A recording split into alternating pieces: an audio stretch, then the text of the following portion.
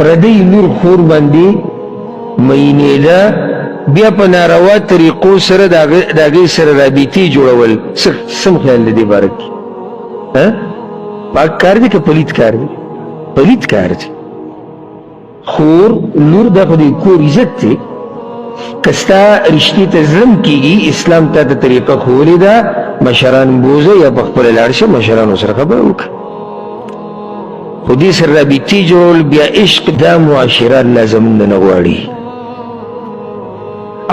او نه یو د عقل خاوند دا معاشره غواړي